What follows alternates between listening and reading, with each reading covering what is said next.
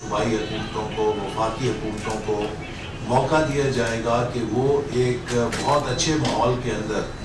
जान सकें कि ये जो डेटा हमारे पास मरदमशुमारी के नतीजे में हासिल हुआ है, इससे वो कैसे फ़ायदा उठा सकते हैं। ये डेटा किस तरीके से गवर्नेंस में फ़ायदा दे सकता है, ये डेटा किस तरीके से बिज़नेस को फ़रोग़ देने में मदद दे सकता है, ये डेटा किस तरीके से कम्युनिटी सर्विसेज को बाहम पहुंचाने के लिए हमारे सिविल सोसाइटी की मदद कर सकता है, ये डेटा किस तरीके से हमारे एकेडमिशियंस और रिसर्चर्स को उनकी रिसर्च में मदद दे सकता है। और मुझे यकीन है कि इस डेटा के बलबूते पर हम बहुत सारे प्रेडिक्टिव मॉडल्स बना सकेंगे, आर्टिफिशियल इंटेलिजेंस को बरूए कार ला के इससे इसकी अफादियत को मज़ीद उसमें इजाफा कर सकते हैं। जो चीज़ एक अफसोस की और काबिल तवज्जो है वो ये है कि पाकिस्तान में जो आबादी के बढ़ने का रुझान 1998 में 2.7% से 2017 में घट के 2.4% पे आया था, वो एक बार फिर रिवर्स कर गया है और हम आबादी घटाने की बजाय आबादी बढ़ाने वाला मुल्क बन गए हैं। और हमारी जो हालिया मरदमशुमारी है उसमें आबादी में बढ़ोतरी या इजाफे की रफ्तार 2.55%, 2.55% आई है, जो कि 2.6 आप कह सकते हैं। तो ये लगभग वहीं हम पहुंच गए हैं जहां 1998 में थे। तो जो हमने 10-15 सालों में आबादी में कमी की, वो कुछ पिछले 5 सालों में उस ट्रेंड को रोक दिया। तो अफसोस से कहना पड़ता है कि ज़राअत की और सनत की पैदावार में हमने कमी की है, लेकिन आबादी की पैदावार में इजाफा किया है। तो ये उलट होना चाहिए मामला कि हमारी आबादी की पैदावार में कमी हो और सनत और ज़राअत की पैदावार में इजाफा हो, और तभी हम एक खुशहाल मुल्क बन सकते हैं, एक तवाना मुल्क बन सकते हैं। और अगर हमने इस चीज़ पर तवज्जो न दी तो फिर हमारे जो वसाइल मुल्क के जिस तेज़ी के साथ सुकड़ रहे हैं, हमारे पानी के वसाइल सुकड़ रहे हैं, हमारे ज़मीन के वसाइल सुकड़ रहे हैं, हमारे आबो हवा के ऊपर जो आबादी का बोझ आ रहा है जिससे पोल्यूशन हम बढ़ा रहे हैं, ये चीज़ें वो हैं कि जो हमारे आने वाली नस्लों के लिए हमारे मुल्क के माहौल को और हमारे मुल्क के अंदर बसने वालों के मेयार ज़िंदगी को बहुत शदीद चैलेंजेस से दो चार कर देगी। तो इस सेंसस के नतीजे में एक वेकअप कॉल है मुल्क के लिए, सूबाई हुकूमतों के लिए, कि वो अपने पॉपुलेशन कंट्रोल प्रोग्राम्स को ज़्यादा मौसर बनाएं, लोगों के अंदर आगही दें कि इस हवाले से हम बच्चों को तादाद पे फ़ख्र ना करें बल्कि बच्चों की क्वालिटी पे और तरबियत पे फ़ख्र करें कि हम आला इंसान और आला शहरी इस मुल्क और माशरे को दें, जिनके लिए हम तालीम दे सकें, जिनके लिए हम खुराक दे सकें, जिनके लिए हम अच्छा लिबास दे सकें, जिनके लिए हम ज़िंदगी की बुनियादी सहूलतें दे सकें, बजाय ये कि बहुत ज़्यादा तादाद में बच्चे पैदा करके ना उनको तालीम मिले, ना उनको खुराक मिले। मेल न्यूट्रिशन, हमारी आधी बच्चों की आबादी जो है वो मेल न्यूट्रिशन का शिकार है, और उसकी बड़ी वजह यही है कि गरीब लोगों और ख़ानदानों में आमदनी के ऊपर जो बोझ पड़ता है उनकी ज़्यादा बच्चों की वजह से वो उन बच्चों को अच्छी खुराक नहीं दे सकते। और जो बच्चा मेल न्यूट्रिशन का शिकार होता है, स्टंटेड ग्रोथ में होता है, उसकी ज़हनी सलाहियत, तख्लीकी सलाहियत कॉम्प्रोमाइज़ होती है, कॉग्निटिव एबिलिटीज़ कॉम्प्रोमाइज़ होती हैं। इसी तरह इस डेटे से हम अपने शहरों को बेहतर बनाने के लिए प्लानिंग कर सकते हैं। हमारी जो सिटीज़ की प्लानिंग है, जो अर्बन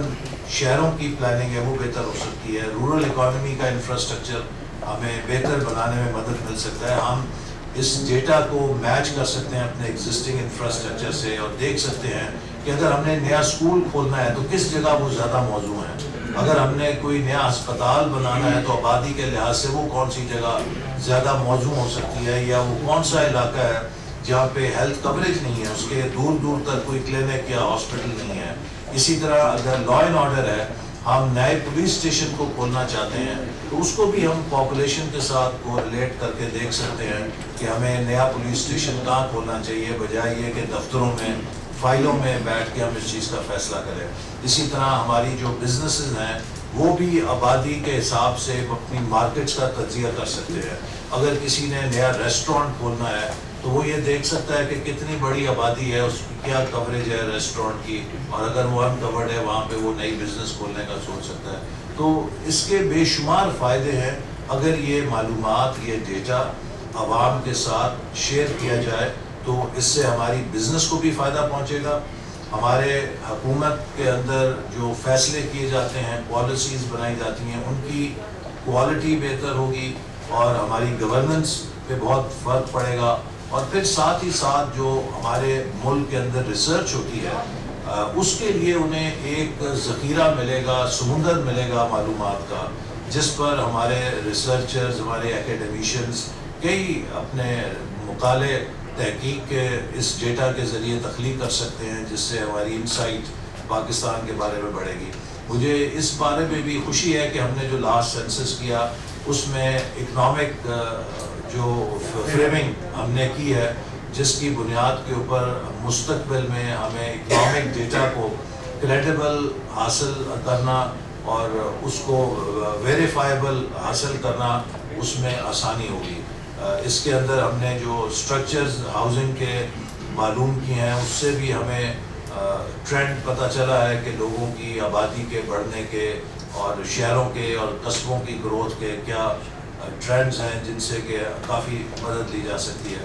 تو آل ان آل میں سمجھتا ہوں کہ اب وقت آ گیا ہے کہ جو ہم نے ایکسرسائز کی تھی 2023 میں اور 5 اگست 2023 کو ہم حکومت ختم ہونے سے پہلے اس کو ڈیلیور کر کے گئے تھے, اور یہ ایک بہت بڑی کامیابی ہے کہ یہ سینسس قومی اتفاق رائے کے ساتھ پاس ہوا, جبکہ اس سے پہلے صوبہ سندھ کے اس پر اعتراضات تھے. تو یہ ایک نہ صرف ڈیجیٹل سینسس ہوا بلکہ اس پر قومی اتفاق رائے ہوا, یہ ایک بہت بڑی کامیابی تھی. اب جو دوسرا مرحلہ ہے وہ یہ ہے کہ اس ویلتھ آف ڈیٹا کو, یہ جو سمندر ہے, ہم اس سے کیا فائدہ اٹھا سکتے ہیں, ہم اس کو ان لوگوں تک پہنچائیں, ان لوگوں تک رسائی دیں کہ جو اس میں غوطہ ڈالیں اور غوطہ ڈال کے وہ اس پورے ڈیٹا میں سے اپنے لیے مفید معلومات لیں, جس سے کہ پاکستان کی پلاننگ مستقبل کی بہتر ہو اور ہم ایک ڈیٹا ڈریون اکانومی کی طرف جائیں. تو یہی ایک ترقی کا راستہ ہے. میں ایک بار پھر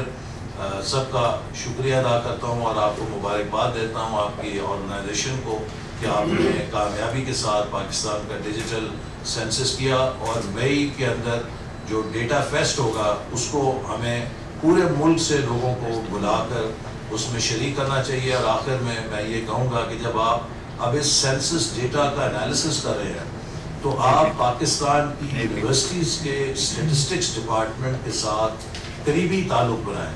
اور ان کے پوسٹ گریجویٹ اسٹوڈنٹس کو موقع دیں کہ وہ آپ کے ساتھ ان مختلف چیزوں میں شریک ہو سکیں, چونکہ یہ ایک ون ان لائف ٹائم موقع ہوتا ہے کہ اتنے بڑے ڈیٹا آپریشن کے ساتھ اسٹوڈنٹس فرسٹ ہینڈ ایکسپوجر لے سکیں. تو جو یہ ضروری ہے کہ اکیڈیمیا انڈسٹری جیسے لنک ہے کہ ہم اپنی یونیورسٹیوں میں صرف بچوں کو کتابی معلومات نہ دیں بلکہ انہیں عملی معلومات بھی دیں.